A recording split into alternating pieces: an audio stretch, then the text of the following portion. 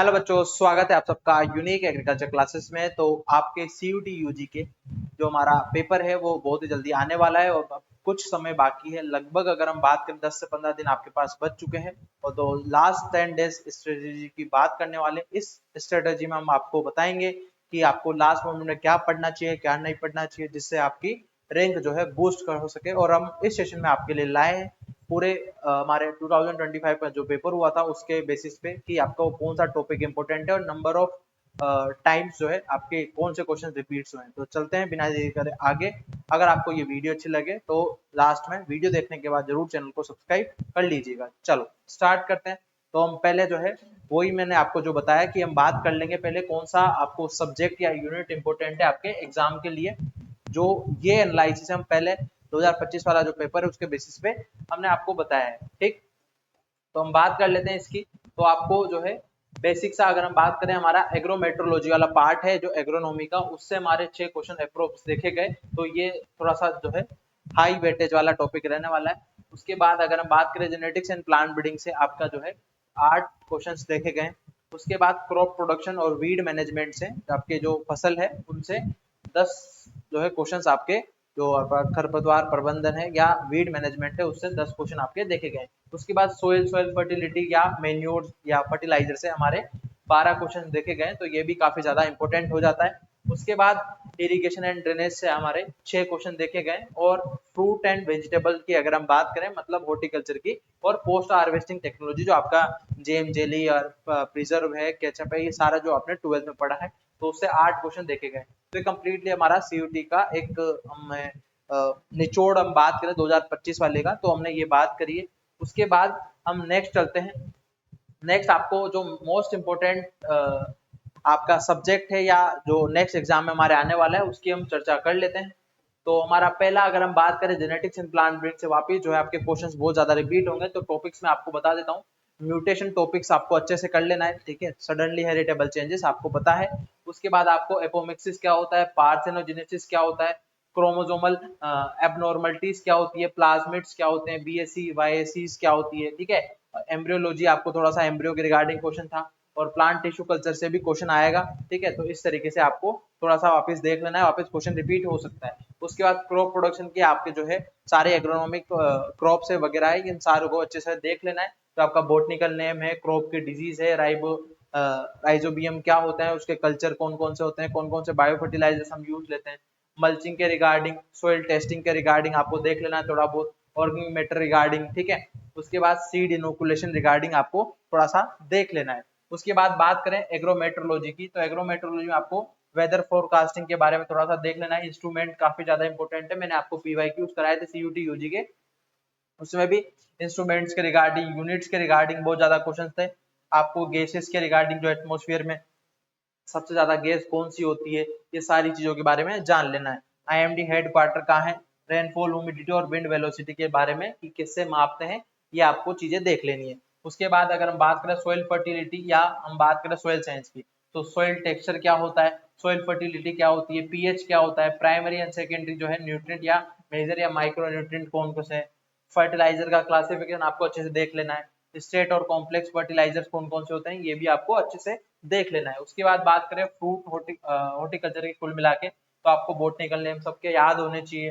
Propagation method आप अच्छे से देख लेना, और आपके जो स्क्वायर मेथड है, हेक्सागोनल मेथड है, ट्राइंगुलर मेथड है, ये सारे आपको ओरचार्ड लगाने के जो मेथड है वो आप अच्छे से देख के जाना, क्वेश्चन आएगा। ट्रेनिंग एंड प्रूविंग के बारे में अच्छे से देख के जाओगे। उसके बाद ये आपका नहीं आएगा, ओलेरिकल्चर और पोमोलॉजी आप दोनों अच्छे से देख जाओगे, ठीक। उसके बाद हम बात करते हैं नेक्स्ट। नेक्स्ट हम बात करें कि हाई वेटेज जो है हमारे चैप्टर्स कौन कौन से, जेनेटिक्स एंड प्लांट ब्रीडिंग, आपका crop production, soil science, agrometeorology, horticulture. इन सारे यूनिट से अगर हम बात करें तो हमारे लगभग पूरा पेपर कवर हो जाता है। 65 से 75% जो है पूरा पेपर हमारा इन्हीं यूनिट से कवर हो जाता है। तो लास्ट में आपको बस ये यूनिट पढ़नी है। और हम बात करें अभी लास्ट में आपको एक और बेस्ट स्ट्रेटेजी बताऊंगा। ये सारे इंपॉर्टेंट टॉपिक्स है जो आप इनको स्क्रीनशॉट ले लो और अच्छा खासा जो है आप देख के चल जाना इन सारे टॉपिक्स के रिगार्डिंग जो आपके नेक्स्ट एग्जाम में आने वाले हैं। अब मैं थोड़ा सा जो है बात कर लेता हूँ आपको लास्ट मोमेंट पे और क्या क्या बातें ध्यान रखनी है। तो पहली चीज है आपको टिप्स फॉर एग्जाम।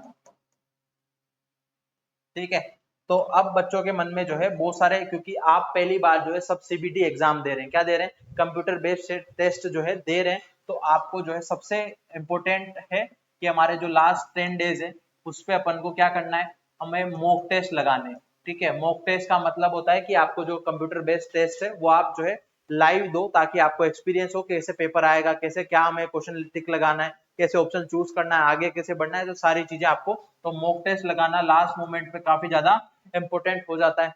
देन उसके बाद नेक्स्ट हम बात करें, आपको जो है कोई भी न्यू मैटर जो है क्या नहीं करना है, सेलेक्ट नहीं करना है, क्या नया मैटर जो है आपको सेलेक्ट नहीं करना है, क्योंकि न्यू मैटर आप सेलेक्ट करोगे क्योंकि आपने पहले वाला रिवाइज अच्छे से नहीं किया है, तो आप नए मैटर में मत जाइए। और नया मैटर इसलिए चूज नहीं करो क्योंकि आप लास्ट मोमेंट में अगर कोई उसमें ऐसा रहा ना डाउटफुल, तो आपके दिमाग में वही चलता रहेगा, तो आपको घबराहट होगी, तो आपको नया मैटर बिल्कुल भी सेलेक्ट नहीं करना है। अब आपके लास्ट में आपको मैं बताना चाहूंगा, जैसे मान लो आपने एग्रोनॉमी पढ़ी, ठीक है, आपने एनिमल हस्बेंड्री पढ़ी, उसके बाद आपने हॉर्टिकल्चर पढ़ी, ठीक है, हॉर्टिकल्चर पढ़ी, ये तीनों तीनों सब्जेक्ट को आपको जो है कम से कम 2 से 3 बार जो है लास्ट मोमेंट पे रिवाइज करते जाना है, और जो मैंने टॉपिक्स बताए स्पेशली उनको ज्यादा फोकस रहना है। उसके बाद हम बात करें एनिमल हस्बेंड्री का, मैंने उसमें नहीं बताया तो मैं यहाँ बता देता हूँ। एनिमल हस्बेंड्री में आपको जो है एक तो ब्रीड्स की रिगार्डिंग जो है, जैसे केटल की ब्रीड्स होगी, आपकी बफेलो की होगी, हैन की होगी, और उसके बाद गोट शिप, इनके अच्छे से जो है कैरेक्टरिस्टिक जो मेन मेन इंपोर्टेंट है वो आपको देख के जाना है। उसके बाद फिर आता है 12th में आपका चैप्टर है एनिमल डिजीज करके, क्या है, एनिमल डिजीज करके, उस चैप्टर को अच्छे से देख जाना, क्वेश्चन फिक्स बसता है उसमें से। ठीक, तो ये आपका जो है आपका एग्रीकल्चर का होने वाला है। उसके बाद हम बात करें आपका, अगर आपने साथ में केमिस्ट्री ली है, क्या ली है, केमिस्ट्री साथ में ली है, तो केमिस्ट्री की अगर हम बात करें कि हमारा जो इम्पोर्टेंट है आपका, जो 11th में आपने मोस्टली पढ़ा होगा, ठीक है, तो 11th की केमिस्ट्री को आप जो है मेन चैप्टर खोजना, और उसमें से जो पुराने पेपर है उसके बेसिस पे आप क्या कर लोगे, उनको वापस फटाफट फटाफट रिवाइज कर लोगे, जो जो टॉपिक्स लास्ट पेपर में पूछे गए।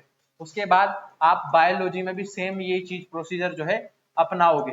कोई भी आपको जहां से भी आपने तैयारी करी है उन मैटर्स को ही वापस पढ़िए, आप नया मैटर सेलेक्ट मत करना। बट एक चीज आपको और मैं कहूंगा एक बार और, कि आप ये जो 10 डेज में आपका मॉक टेस्ट वाला फंडा है वो आप जरूर लगा के जाना। और आपको ये मॉक टेस्ट कहीं से अच्छे से नहीं मिल रहे, तो आप हमारा ऐप डाउनलोड करो यूनिक एग्रीकल्चर क्लासेस का, वहां से आपको मॉक टेस्ट मिल जाएंगे, बहुत ही कम अमाउंट है 199 में, और आपका जो है जो डर है वो खत्म हो जाएगा।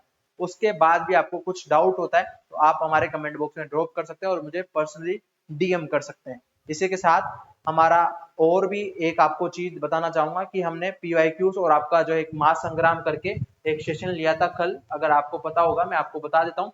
ये आपको आप हमारे चैनल पे जाएंगे तब आपको जो है क्या मिल जाएगा, पूरा आपके रिगार्डिंग जो है चीजें मिल जाएगी। जैसे मैं बात करूं, ये मैंने कल जो है सीयूटी यूजी एग्रीकल्चर डोमेन वाले के लिए सेशन लिया था, तो आप इसको देखना, 2 घंटे में आपको कंप्लीट रिवीजन जो है मिल जाएगा। उसके बाद और भी आपको मैं बताना चाहूंगा, ठीक है, और भी आपको बताना चाहूंगा, जैसे कि आपका सीयूटी यूजी का जो है हमने पूरे पीवाईक्यूज का सॉल्यूशन जो है उसकी बात करी, किसकी बात करी, सीयूटी यूजी के पीवाईक्यूज के सेशंस की। तो ये आप जो जाकर ये क्लासेस देखना, इन क्लासेस में आपको कंप्लीटली जो है पूरा फंडा मिल जाएगा। ठीक है, आपको कंप्लीट रिवीजन यहाँ से आपका हो जाएगा। उसके बाद एक और चीज मैं आपको और बताऊं, तो आप इधर देखो, एक सेकेंड, ठीक है, आपको ये वाले जो 1008 क्वेश्चन है इन वाले सेशंस को भी देख लेना है, ठीक है, इनमें और मैं इंक्लूड करूंगा। ठीक, उसके बाद आपको और भी मैं बताना चाहूंगा, ठीक है, ये रही, तो ये जेड के डेली एमसीक्यूज वाले सेशन थे, तो इन क्लासेस को भी आपको अच्छे से ले लेनी है। तो ये 3 काम आप हमारे चैनल से करिए, आपको बेस्ट रिजल्ट देखने को मिलेंगे। बाकी का हम आपको ऐसे ही जो है बेस्ट देते रहेंगे। आप चैनल को सब्सक्राइब कर सकते हैं अगर आपको वीडियो अच्छी लगी हो तो। बाकी का और भी कुछ आपको मटेरियल चाहिए या कोई भी स्पेसिफिक टॉपिक के रिगार्डिंग कुछ क्वेरीज है तो आप हमारे कमेंट बॉक्स में ड्रॉप कर दो, मैं आपको वो पढ़ा दूंगा। मिलते हैं, हम आपको फुल सपोर्ट कर रहे हैं, बट आपको भी जो है थोड़ा सा पढ़ना पड़ेगा और अच्छे कॉलेज में जाना पड़ेगा। तो मिलते हैं नेक्स्ट वीडियोस में, bye bye, best of luck.